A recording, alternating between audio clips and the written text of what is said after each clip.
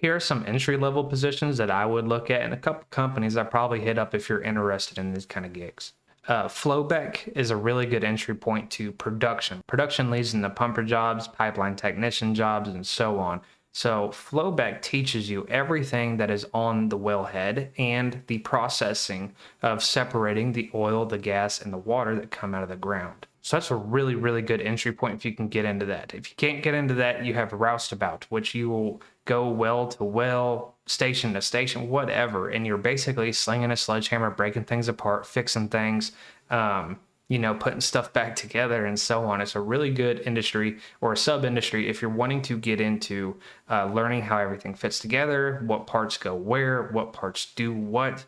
It teaches you a lot. And you can also go roustabout into production, pumpers, and so on, because the oil field companies will know that you know how to take that stuff apart. You know what valve does what. If you're interested in working on the rig, that's probably the easiest way to make $100,000. And I mean easiest as in the quickest way too, not the easiest work.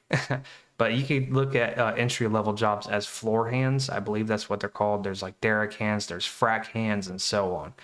Another way to get in, the way that I got in, was actually through a oil field yard. These are basically big shops that have an acre or two attached to them, and they house equipment and they fix things in there for their company and so on. So I was actually a forklift operator for a yard, and then from there I got into a sand tech management job where I would work with SKOs, sand knockout traps, and then I got into production that way.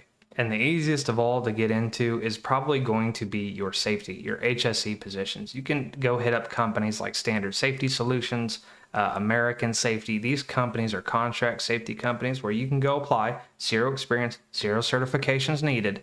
And if you can land that gig, they will train you like almost all oil field jobs are. They will train you on the job training to do that job that you signed up for. So it's a really neat thing. I mean, there's not a whole lot of classes you have to take.